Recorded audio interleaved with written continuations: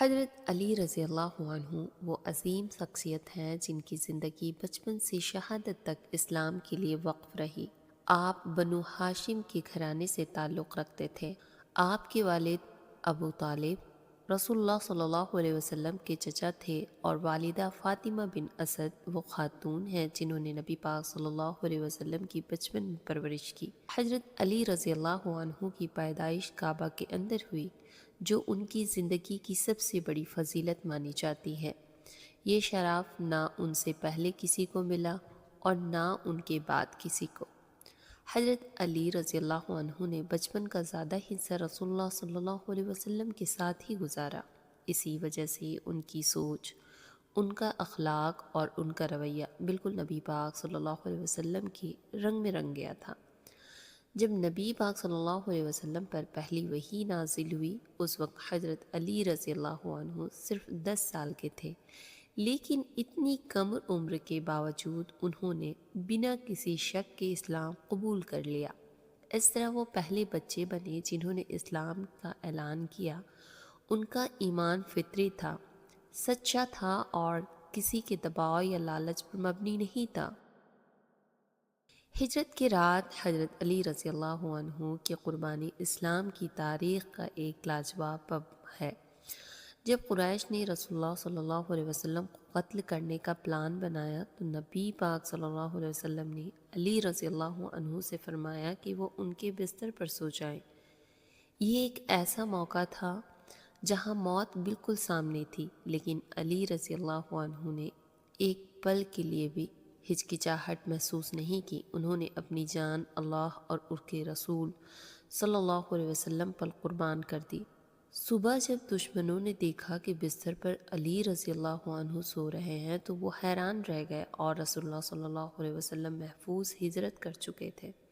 حضرت علی رضی اللہ عنہ صرف قربانی اور وفاداری کا نام نہیں بلکہ شجاعت اور بہادری کی زندہ مثال بھی تھی۔ غزوہ بدر، غزوہ احد، غزوہ خندق اور دوسری جنگوں میں علی رضی اللہ عنہ نے وہ کارنامہ انجام دیے جنہیں سن کر آج بھی دل اللہ اکبر کہہ اٹھتا ہے۔ خندق کے موقع پر جب عمر بن عبد ود جیسے مشہور پہلوان نے میدان میں آ کر چیلنج دیا تو علی رضی اللہ عنہ نے اکیلا اس کا مقابلہ کیا اور اسلام کو عظیم فتح نصیب ہوئی۔ رسول اللہ صلی اللہ علیہ وسلم نے اس دن فرمایا کہ علی کا ایک وار پوری امت کی عبادت سے افضل ہے۔ خیبر کے موقع پر حضرت علی رضی اللہ عنہ کی شجاعت اور بھی زیادہ روشن ہو کر سامنے آئی۔ قلعہ فتح نہیں ہو پا رہا تھا، رسول اللہ صلی اللہ علیہ وسلم نے اعلان کیا کہ کل جھنڈا اس شخص کو دیا جائے گا جو اللہ اور رسول سے محبت کرتا ہے اور اللہ اور رسول اس سے محبت کرتے ہیں۔ اگلے دن یہ جھنڈا حضرت علی رضی اللہ عنہ کے ہاتھ میں دیا گیا۔ انہوں نے اللہ کے بھروسے پر قلعہ فتح کیا اور اتنی طاقت دکھائی کہ قلعے کا بھاری دروازہ اٹھا کر ڈھال بنا لیا۔ یہ صرف جسمانی قوت نہیں تھی بلکہ ایمان کی قوت تھی۔ حضرت علی رضی اللہ عنہ کا نکاح سیدہ فاطمہ زہرا رضی اللہ عنہا سے ہوا، جو رسول اللہ صلی اللہ علیہ وسلم کی لاڈلی بیٹی تھی۔ یہ نکاح سادگی، تقوی اور برکت کی مثال تھی۔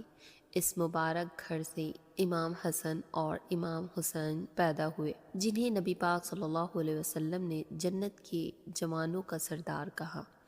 علی اور فاطمہ کا گھر دولت اور شان سے دور لیکن اللہ کی یاد اور عبادت سے بھرا ہوا تھا۔ حضرت علی رضی اللہ عنہ علم اور حکمت کے سمندر تھے۔ رسول اللہ صلی اللہ علیہ وسلم نے فرمایا کہ میں علم کا سحر ہوں اور علی اس کا دروازہ ہے۔ آپ قرآن کے بہترین مفسر، فقیہ اور دانشمند تھے۔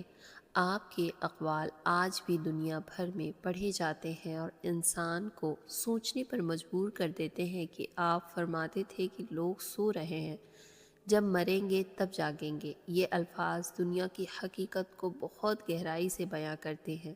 جب حضرت علی رضی اللہ عنہ چوتھے خلیفہ بنے تو ان کا دور بہت زیادہ امتحان اور فتنوں سے بھرا ہوا تھا۔ جنگ زمال، جنگ صفین اور خوارج کا فتنہ ان کے دور میں پیدا ہوا، لیکن ان ساری مشکلات کے باوجود علی رضی اللہ عنہ نے عدل اور سچ کا دامن نہیں چھوڑا۔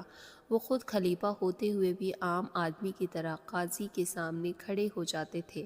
یہ یہودی کے ساتھ مقدمے میں جب گواہ نہیں ملے تو فیصلہ یہودی کے حق میں ہو گیا اور علی رضی اللہ عنہ نے اسے خوشی خوشی قبول کیا۔ یہ عدل دیکھ کر یہودی نے اسلام قبول کر لیا۔ حضرت علی رضی اللہ عنہ کی شہادت بھی نماز کے دوران ہوئی۔ 19 رمضان کو فجر کی نماز میں عبد الرحمن بن ملجم نے زہریلی تلوار سے حملہ کیا۔ اس وقت بھی علی رضی اللہ عنہ کے لبوں پر شکایت نہیں بلکہ یہ الفاظ تھے، فزت ورب الکعبہ، یعنی کعبہ کے رب کی قسم میں کامیاب ہو گیا۔ 21 رمضان کو آپ اس دنیا سے رخصت ہوئے، اس لیے اپنا علم، اپنا عدل اور اپنا پیغام ہمیشہ کے لیے چھوڑ گئے۔ حضرت علی رضی اللہ عنہ کی زندگی ہمیں یہ سکھاتی ہے کہ صرف طاقت کافی نہیں، علم اور تقوی بھی ضروری ہے۔ صرف جذبہ کافی نہیں، صبر اور حکمت بھی چاہیے۔ سب سے بڑی بات یہ ہے کہ انصاف صرف دوستوں کے لیے نہیں، دشمنوں کے لیے بھی ہونا چاہیے۔ اگر ہم اپنی زندگی میں علی رضی اللہ عنہ کے اخلاق کا تھوڑا سا حصہ بھی اپنا لیں تو ہماری زندگی اور آخرت دونوں بہتر ہو سکتی ہے۔ تو آج کی واقعہ یہیں تک تھی۔ اگر آپ نے واچ کیا ہے یہاں تک تو پلیز نئے آتے ہیں تو سبسکرائب کر لیجیے گا اور ہمیں سپورٹ کیجیے۔ اللہ حافظ۔